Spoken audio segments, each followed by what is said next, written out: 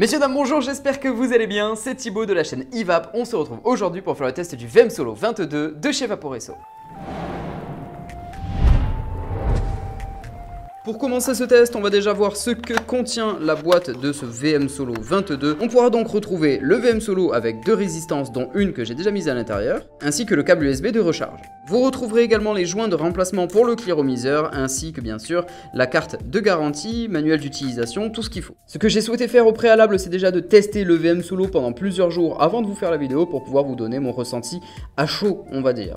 Ce que je peux déjà vous dire au sujet du VM Solo, c'est qu'il a 2000 mAh d'autonomie pour 145 grammes, c'est très léger, une bonne prise en main, vraiment pratique. Son cliromiseur peut accueillir jusqu'à 2 ml de liquide et possède déjà dans la boîte du coup deux résistances, une en céramique en 1,0 ohm, donc compatible entre 10 et 13 watts, et la deuxième en mèche de 0,6 ohm pouvant aller entre 16 et 22 watts.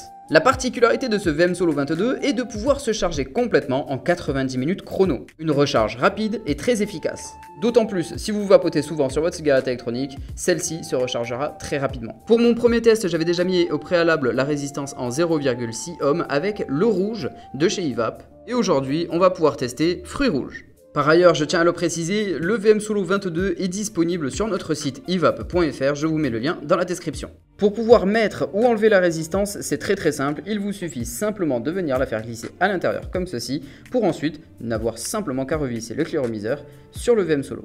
Une fois le cliromiseur revissé sur le VM Solo, pour pouvoir le remplir, c'est très simple, il vous suffit de dévisser le top cap qui se trouve simplement au-dessus. Et une fois que ceci est fait, vous pouvez remplir sur les côtés.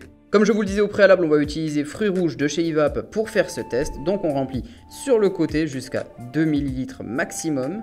Surtout, n'oubliez pas une chose, c'est que lorsque la résistance est neuve, ce qui n'est pas le cas ici, pensez à bien imbiber le coton de la résistance pour éviter que cette dernière crame lors de sa première utilisation.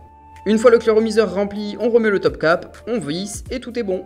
Sachez également que le drip type peut être changé, c'est un drip type de type 510.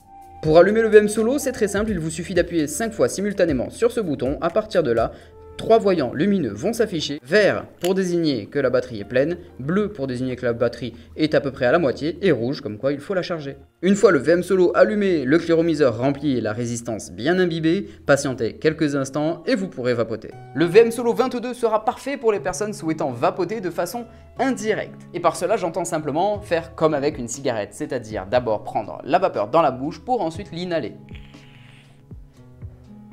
Ce VM Solo apporte vraiment une bonne retransmission des saveurs. Par exemple là, le fruit rouge, je le sens correctement, je le sens bien et d'ailleurs je l'apprécie beaucoup. Après plusieurs essais, je trouve que le cliromiseur ne chauffe pas trop, donc c'est parfait. Et au niveau de l'autonomie, vous avez forcément du coup le voyant lumineux qui se trouve au niveau du bouton qui vous indiquera si oui ou non il vous reste de la batterie. Et pour un tirage indirect, je trouve qu'on a un bon rendu saveur et vraiment une vape agréable.